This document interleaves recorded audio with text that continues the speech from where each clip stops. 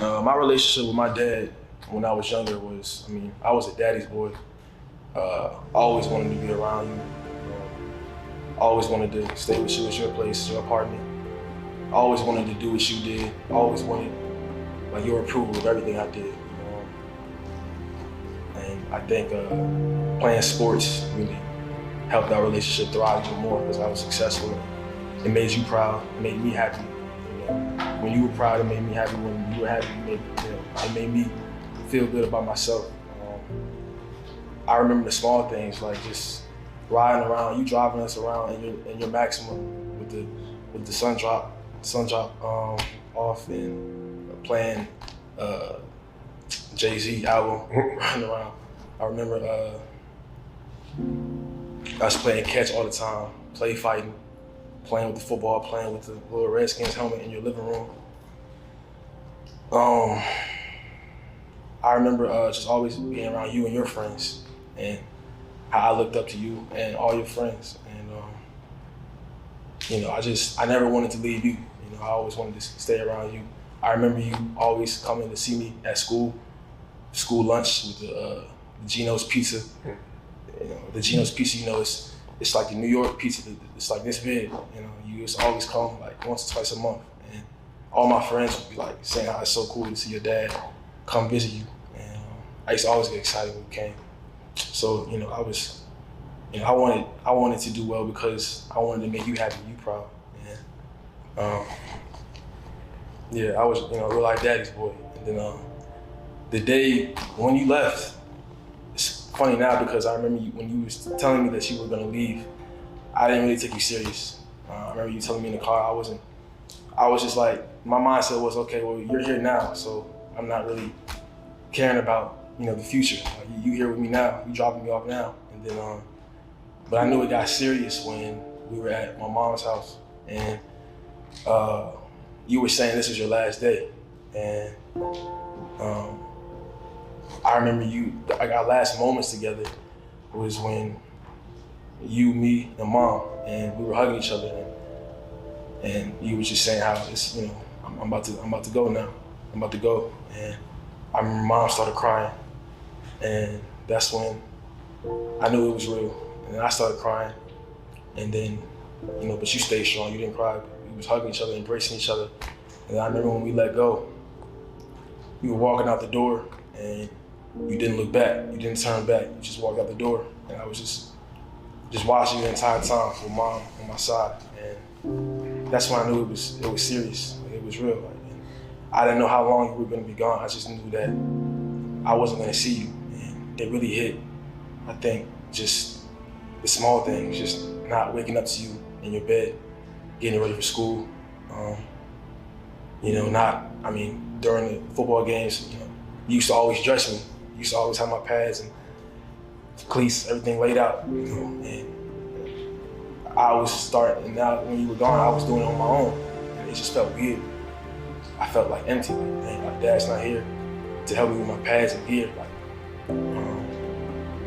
it hurt. I remember just the phone calls we had, and I remember when mom would tell me your dad's on the phone, come down here. And I would run every time, running down there because I knew it was time. And I wanted to tell you on the phone everything that was going on, that I had to tell you, that I was waiting to tell you. And I knew we had only a couple of minutes, sometimes 30 seconds, sometimes a minute. And I remember sometimes the phone would cut out and I wouldn't be able to tell you everything that I wanted to tell you. And it was that, that's when it really hurt. And I would, when the phone would cut off, and I'd be like, Mom, what happened? I'm getting mad at Mom, Mom, what happened? And she would be like, I think the phone went out. I think he ran out of minutes or whatever.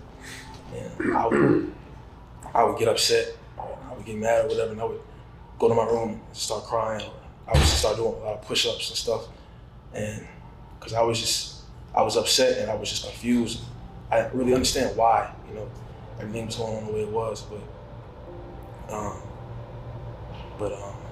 so it was hard. I remember playing football games, scoring 3-4 touchdowns, and I felt good about myself, and my family, Nani and Papa felt great, Uncle Eric, but like I said, you know, as an 8, 9-year-old, I was doing everything for myself, of course, but for you too. Like I wanted to make you happy, you proud, and when you weren't there, it was just, I would ask mom, like, I would go home to mom and I would literally like cry. I would wait till I get home and I would cry to mom, like mom, why dad not here to see this?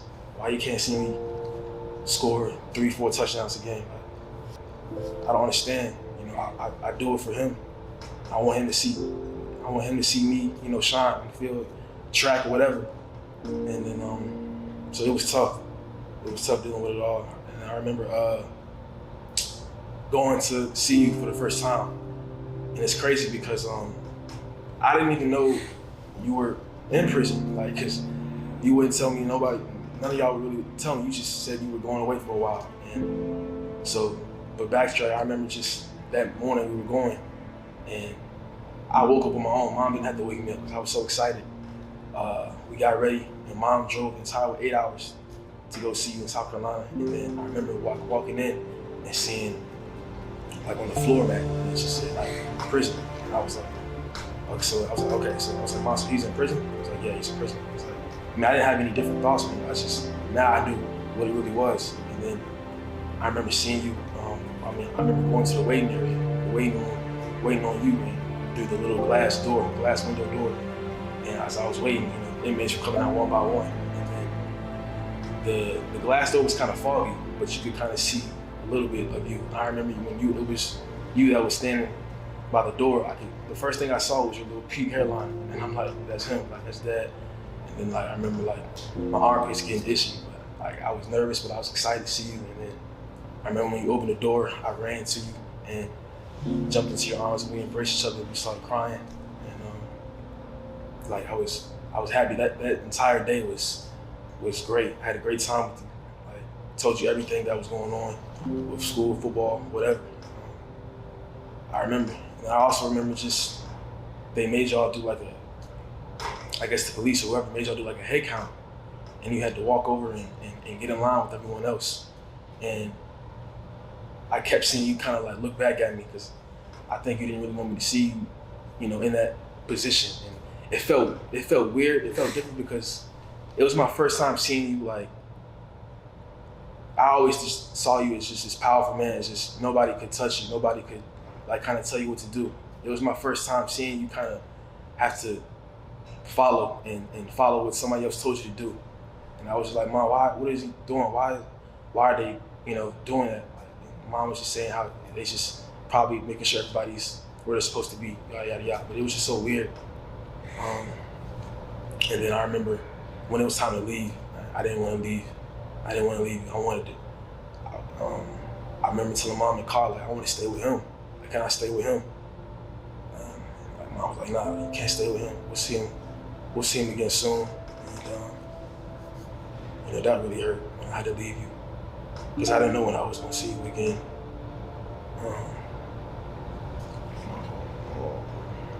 But yeah, so, my bad. So I think that what makes me so proud is that you're able to express yourself as you do now, right? And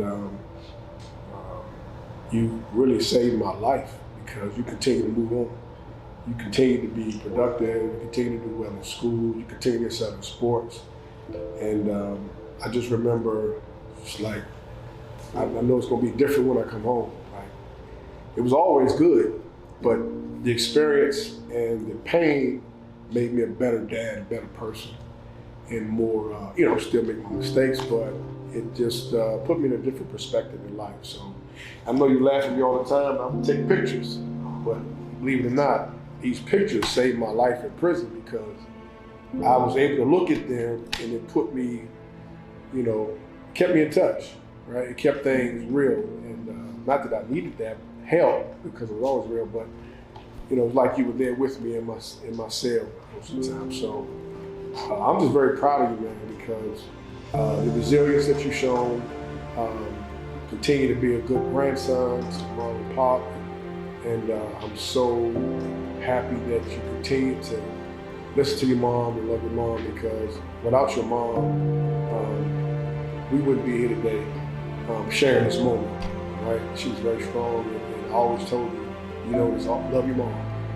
Okay, what's the situation between us? Love your mom, and you did that. But I continue to be the best person you can be. So, you know, I'm just very proud of you. And you're a strong young man. The things that my father instilled in me, I tried to instill them in you, and we did.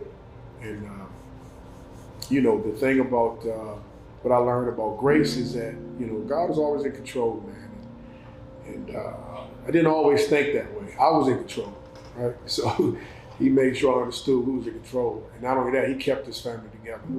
So I love you and I appreciate you for that. Me too. Yeah. Proud of you, boy.